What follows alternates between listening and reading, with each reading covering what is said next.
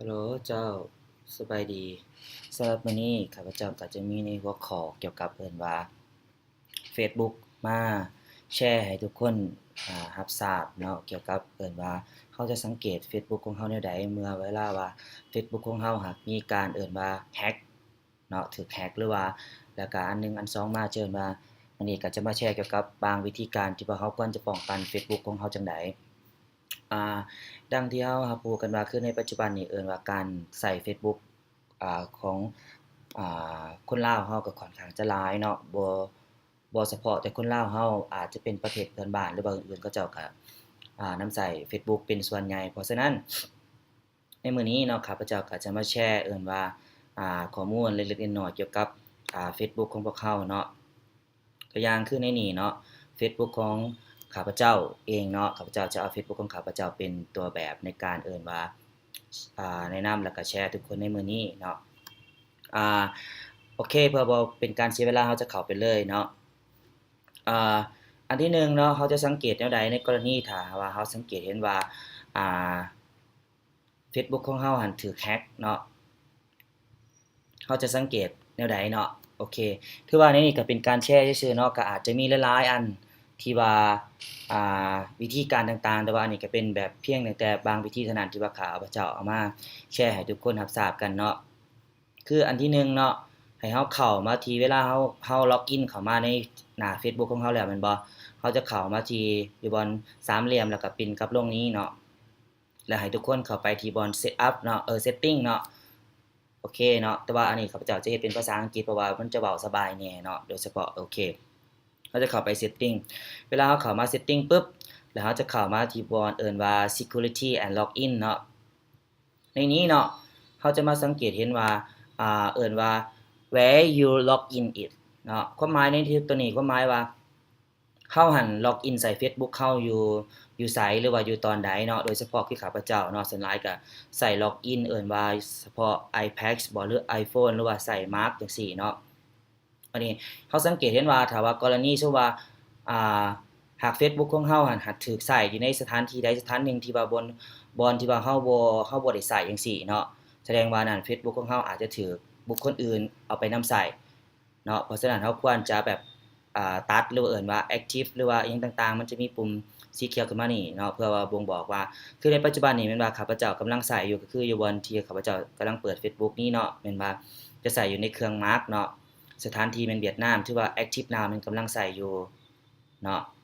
เพราะฉะนั้นตัวนี้ก็เราก็จะสามารถกวดได้ว่าตอนนี้เฟซบุ๊กของเรามันไผเป็นพวกนำเอาไปใช้แล้วเนาะเราก็สามารถที่ว่าจะหยุดการนำใช้ของเขาเจ้านั้นได้เนาะ อันนั้นแม่นเราสังเกตตัวที่1เนาะแล้วบัดนี้เราจะมาสังเกตตัวที่2ก็คือว่าถ้าว่ากรณีกรณีที่2ก็คือว่าอาจจะเป็นว่าชื่อของเฟซบุ๊กเนาะแล้วก็วันที่เดือนปีเกิดหรือว่าต่างๆของเราหั้นมีการเปลี่ยนแปลงเนาะนั่นแสดงว่าเฟซบุ๊กของเราถูก hack แล้วเนาะหรือบ่ดังนั้นอาจสิว่าร้ายแรงเกินไปก็คือว่าเขาเจ้าอาจจะเปลี่ยนพาสเวิร์ดเข้าเฟซบุ๊กของเราเลยแล้วก็เฮ็ดให้เราบ่สามารถที่จะเข้าเฟซบุ๊กของเราหั้นได้เนาะ อันนั้นแม่นตัวสำหรับตัวที่2เนาะแล้วบัดนี้ตัวสังเกตตัวที่3เนาะแม่นเราจะสังเกตเห็นว่าบางทีอาจจะมีแบบคนแปลกหน้าจังซี่เนาะโดยเฉพาะคนแปลกหน้าเข้ามาแอดเราจังซี่ต่างๆน่ะโดยที่ว่าเราอั่นบ่ฮู้เขาเจ้าจังซี่อาจจะมีหลายๆคนเข้ามาแอดของเราเนาะก็ให้เราสังเกตเบิ่งเนาะแล้วบัดนี้ตัวที่4แม่นตัวอยู่ในว่าไทม์ไลน์ของเรานี่นะเนาะตัวไทม์ไลน์ของเรานี่ว่า มันมีแบบมีโพสต์ลงไปตลอดโพสต์ไปเรื่อยๆโดยที่ว่าเราหั้นบ่แม่นคนโพสต์เนาะก็ให้เราสังเกตเบิ่งเนาะสำหรับตัวที่4เนาะแล้วบัดนี้ก็ตัวสุดท้ายตัวที่5แม่นว่าตัวที่ร้ายแรงที่สุดก็คือว่าเวลาเฟซบุ๊กของเรา hack ไปแล้วนะบุคคลดังกล่าวเขาจะเอาว่าเอาเฟซบุ๊กเราหั้นไปส่งข้อความหากับว่าหมู่คู่หรือว่าครอบครัวของเราอาจจะเป็นในกรณีคือข้าพเจ้าเห็นก็อาจจะเป็นว่าส่งว่าตอนนี้ข้าพเจ้ากำลังบดเงินเนาะเงินหมดจังซี่แล้วก็โอนเงินมาให้แหน่จังซี่เนาะโดยเฉพาะกับบางคนครอบครัวก็บ่ฮู้ก็คิดว่าลูกของตัวเองอะต้องการเงินอันนั้นก็โอนเงินไปเพราะฉะนั้นก็อันนี้ก็เป็นว่าค่อนข้างที่ว่าจะแบบอันตรายเนาะเพราะฉะนั้นก็ให้เราระมัดระวังไว้โอ อเคนั่นก็จะเป็นเอิ้นว่าข้อสงสัยบางเล็กๆน้อยๆที่ว่าในกรณีหากว่าเฟซบุ๊กของเราหั้นมีการเอิ้นว่าถูก hack ไปเนาะให้เราลองสังเกตเบิ่งอันนี้ก็เป็นการแชร์เล็กๆน้อยๆแต่ว่าก็ยังมีหลายๆอันอยู่ในนี้อยู่เนาะแล้วบัดนี้เราจะมีวิธีแนวใดในการเอิ้นว่าป้องกันเฟซบุ๊กของเราหั้นบ่ให้เฟซบุ๊กของเราหั้น hack เนาะโดยเฉพาะหลักๆเนาะอันนี้ข้าพเจ้าจะยกตัวอย่างเนาะวิธีเราอาจจะป้องกันก็อาจจะป้องกันได้เล็กๆน้อยๆแต่ว่าก็ยังดีโดยที่ว่าเราก็ควรจะป้องกันโดยเฉพาะโอเคข้าพเจ้าจะลองล็อกเอาท์ออกก่อนเนาะในนี้เนาะโอเคตัวที่สำคัญก็คือตัวอย่างคือของข้าพเจ้าอยู่ในนี้เนาะโอเคข้าพเจ้าจะใส่พาสเวิร์ดของข้าพเจ้าใส่โอเค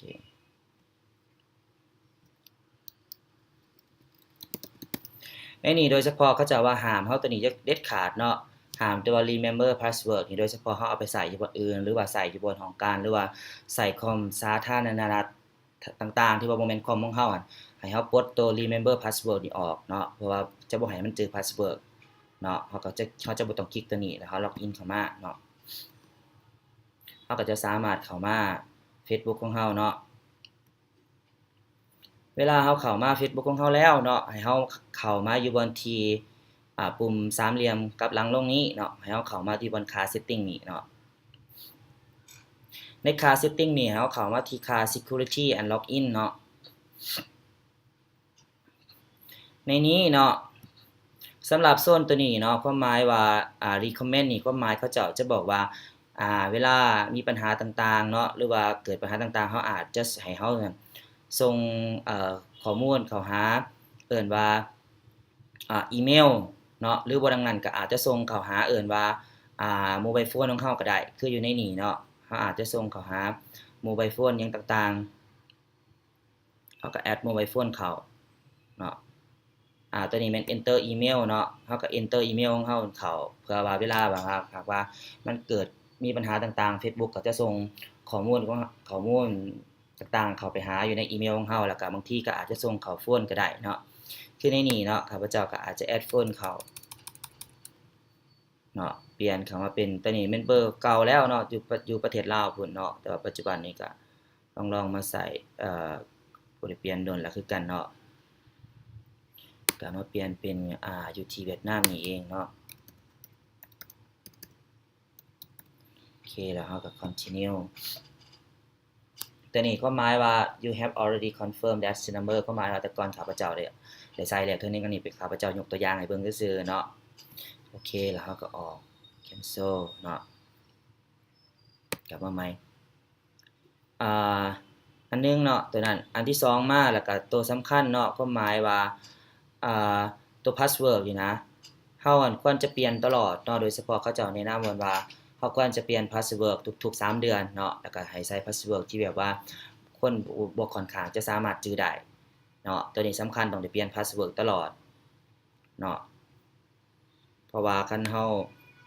หากมีปัญหาแล้วเราก็ต้องได้เปลี่ยน password ตลอดเนาะนอกนั้นก็ยังมีหลายๆอันเนาะคือตัวนี้เนาะตัวขั้นตอนต่อมาก็เอิ้นว่า setting extra security อาจจะ get error about unrecognized login ตัวนี้ความหมายตัวนี้แม่นหยังตัวนี้แม่นโอเคตัวนี้แม่นคือเก่าตัววันข้างเทิงนั่นเนาะและตัวมาอยู่ในนี้ตัวนี้เขาจะว่า choose 3 or 5 friends to contact if you get logged out ความหมายตัวนี้แม่นว่าให้เฮาแอดเอาหมู่ของเฮาเนาะประมาณ3หรือ5คนในกรณีหากที่ว่า Facebook เฮาหั่นถูกแฮ็กต่างๆเขาจะให้หมู่เฮาสามารถไปล็อกอินเข้าให้เฮาได้หรือว่าช่วยข้อมูลอาจจะกู้เข้ามาให้เฮาก็ได้เนาะแล้วก็อีกอันนึงเนาะที่สำคัญต่างๆก็ยังมีหลายๆอันอยู่แต่ว่าก็จะมาแชร์ให้เล็กๆน้อยๆอยู่ในส่ำนี้แล้วก็อีกตัวนึงเนาะคันกรณีหากสมมุติว่า Facebook ของเฮาหั่นถูกแฮ็กเนาะให้เฮาคำว่ากดการ์ดตัวนี้เนาะเราอาจจะพิมพ์ Facebook เนาะ Facebook แล้วก็ slash เป็น hacker จังนี้แล้วเราก็จะแบบมาเขาจะว่า if you think your account was hacked we can help you เราก็คลิกตามนี้เนาะเพื่อว่าจะให้ทาง Facebook กันก็จะช่วยเหลือเราต่างๆว่า Facebook ของเราถูกแฮ็กหรือว่ามีปัญหาต่างๆเนาะเราก็ continue อยู่ตามนี้เลยเนาะ